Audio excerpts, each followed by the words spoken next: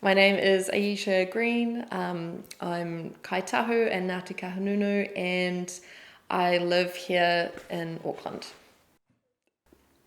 Folk nationalism is kind of an idea that looks at how a national identity is kind of constructed through a type of folklore.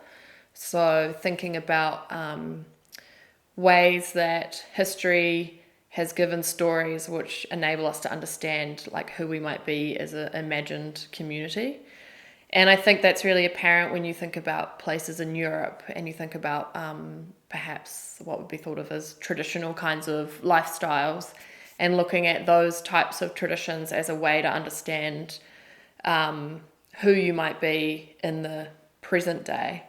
But I wanted to kind of interrogate that idea, thinking about what that could mean in a New Zealand context. And when I think about folklore in New Zealand, I don't think about Māori culture, and I also don't think about British culture. So how do we find our own kind of folk nationalism? And is our type of nationalism beneficial for the apparent bicultural relationships that we have in this country? So what are the stories that we tell in our past, and how do those stories kind of come to inform how we live our lives today? There's all these kinds of things that are tied into a folk kind of nationalism, because we have like mass movements of peoples into urban areas, and I guess I'm talking about kind of Britain in this instance, although there are similarities in what happened in New Zealand. But people moving out of like perhaps the countryside and moving into more urban areas, and how jobs change and class structures and social structures kind of change. And so there becomes this kind of idea where the countryside or country living or living off the land gets really romanticized, and it becomes the idea of how people should be living in a true way that is true to a human nature. And so folk nationalism actually kind of takes that and turns it into a national kind of identity or an understanding of a past. Country living was really promoted as a type of national identity. Like I've trawled the internet trying to find more writing around it, but there's not much academic writing around folk nationalism. Instead, it's more folklore. Whereas I'd kind of argue that folklore is more about kind of like maybe like the fairies or something, whereas like folk nationalism is more of a type or a style of living. But I think it's such an interesting term to place into a New Zealand context, because then we get to unearth perhaps what is our folk past. Do we have one? And I think that we do have an imagining of what our past is like, but I actually don't think our imagination matches up to reality. And I think that's what this kind of exhibition about, is looking at how do we imagine ourselves in the country, and those imaginings come from historical moments or moments in time. Specifically, I'm looking at different types of visual languages in history, and how have they affected how we understand who we are today, and are those histories the actual reality or not?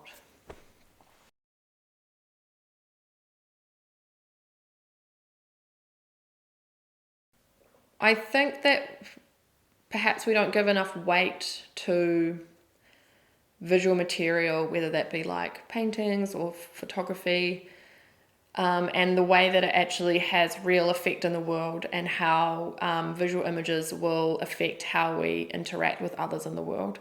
And I think what I mean about that is I've always been looking at, I guess Lindau is a really good example as a settler colonial painter painting images of Māori.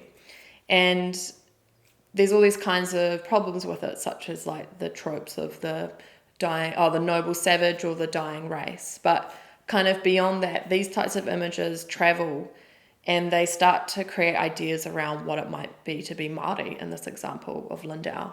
So when I think about the history or paintings or photographs that have been made kind of in these historical moments around Māori or Māori culture, I try and think who sees them and how do they start to establish facts or imaginings about what it might be to be Māori. So, I think of Sydney Parkinson, who was the artist on board sailing with Cook. And all the drawings that he did and then took back to England, and how they tell a story, but they tell a story from his point of view, from being on that ship and taking images of Māori. But those images then start to get used to sell an idea of what New Zealand is. And so all of a sudden we have an influx of people settling, and they're coming to New Zealand only based on the images they have come back from those Endeavour journeys or from journeys that Europeans have made to New Zealand.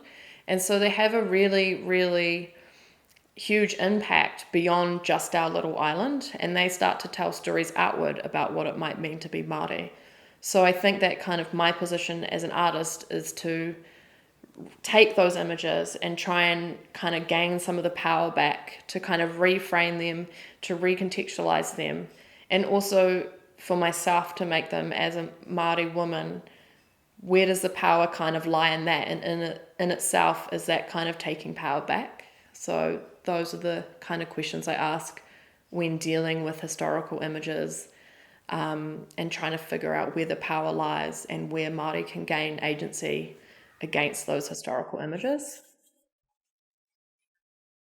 I think like what I've learned over the past few years is I've really started to figure out the things that are important to me and like where my values lie, and like why am I making artwork, who is it for, and kind of like what's the point. And I think I've figured out those things, and that's through reconnecting with my hapu or tako down in Dunedin in the South Island, and seeing how the structure of the runaka works, and understanding that everyone within our like whanaunga, we all have kind of a role to play in the hauora or the overall health of our hapu, but also largely like our iwi.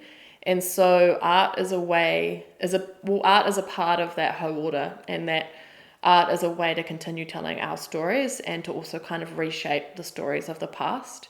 And so I've learnt that, you know, I might not have all these other types of skills, like, I mean, I'm not a doctor, I'm not like a lawyer, but what I can bring actually is art, and to feel confident and strong that this is an important part to be brought. And so I've always said that kind of now my art practice feels like a type of service, and I do believe it is a type of service. And so I'm always making sure that I'm responsible or accountable and answerable to my own work, and that for me it's the iwi that is the first person in mind, to make sure that I'm doing something that contributes to our greater goal, which is the hauora of the iwi.